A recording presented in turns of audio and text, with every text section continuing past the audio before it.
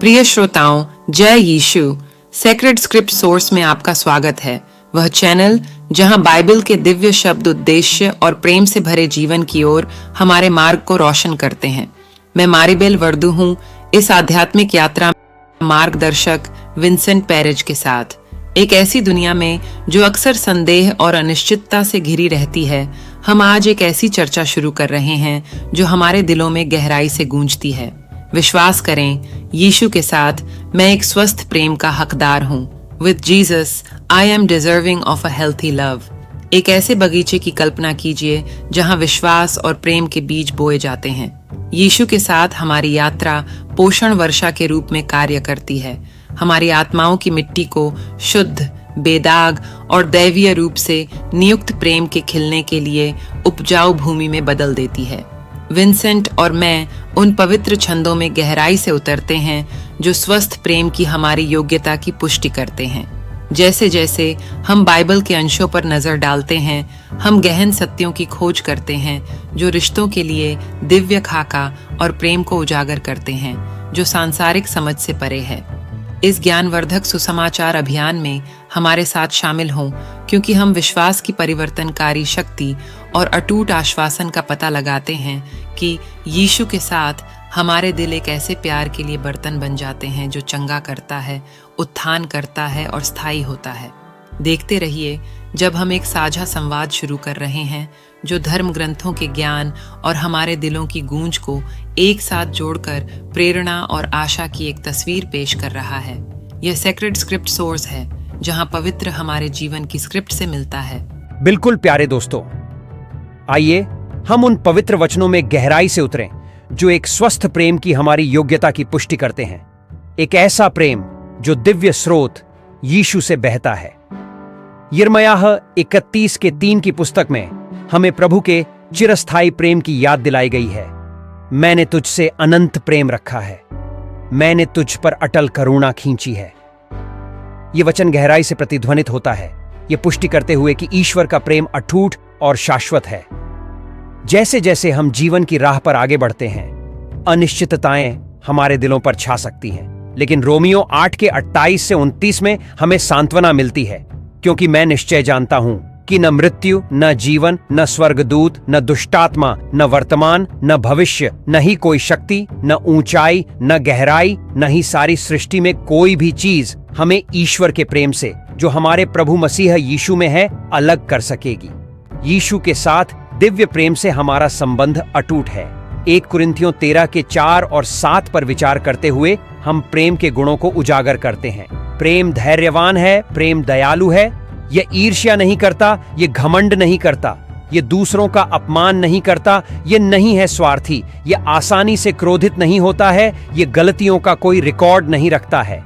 प्रेम बुराई में प्रसन्न नहीं होता है, बल्कि सच्चाई से प्रसन्न होता है। यह हमेशा रक्षा करता है, हमेशा भरोसा करता है, हमेशा आशा करता है, हमेशा कायम रहता है।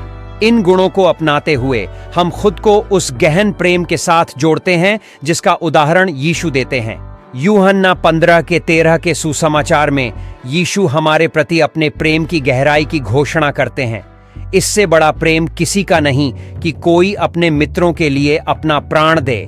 उनका त्यागपूर्ण प्रेम हमारी समझ की आधारशिला बन जाता है कि वास्तव में हम एक स्वस्थ और निस्वार्थ प्रेम के पात्र हैं।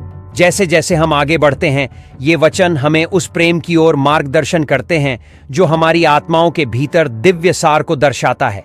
यीशु के साथ हम न केवल अपनी योग्यता को स्वीकार करते हैं, बल्कि उनके प्रेम की परिवर्तनकारी शक्ति को स्वीकार करते हैं, जिससे स्वस्थ समृद्ध रिश्तों का मार्ग प्रशस्त होता है। जैसे ही हम यीशु को अपना मार्गदर्शक प्रकाश मानकर स्वस्थ प्रेम पाने की यात्रा पर आगे बढ़ते हैं, आइए व्यावहारिक, भावनात्मक और नैतिक सुझावों को अपने जीवन में शामिल करें। पहला सुझाव, आत्म प्रेम विकसित करें। अपने प्रति प्रेम की गहरी भावना विकसित करके शुरुआत करें। भजन संहिता 139:14 याद रखें। मैं तेरी स्तुति करता हूँ क्योंकि मैं भयानक और अद्भुत रीति से रचा गया हूँ। ईश्वर की रचना के रूप में अपनी विशिष्टता को अपनाएं। दूसरा सुझाव, सीमाएं निर्धारित करें। नीति वचन 4:23 हमारा मार्गदर्शन करता है। सबसे बढ़कर अपने हृदय की रक्षा करो, क्योंकि तुम जो कुछ भी करते हो वह उसी से होता है। ऐसी सीमाएं स्थापित करें जो आपके दिल की रक्षा करें और यह सुनिश्चित करें कि आप जो प्यार देते हैं और प्राप्त करते हैं वह संपूर्ण है। तीसरा सुझाव, धैर्य का अभ्यास करें। प्यार को बढ़ने में समय लगता है। सभोपदेशक 3:1 हमें ऋतुओं के बारे में सिखाता है और प्रेम कोई अपवाद नहीं है। धैर्य रखें और रिश्तों को स्वाभाविक रूप से विकसित होने दें। चौथा सुझाव, खुले तौर पर संवाद करें। इफिसियों 4:29 हमारे भाषण को प्रेरित करता है। अपने मुंह से कोई भी गंदी बात न निकलने दें, बल्कि वही बातें बाहर निकालें जो दूसरों की जरूरतों के मुताबिक उन्हें आगे बढ़ाने में मददगार हों। दयालुता और समझदारी के साथ खुलकर संवाद करें। पांचवा सुझाव, माफ कर दो और जाने दो।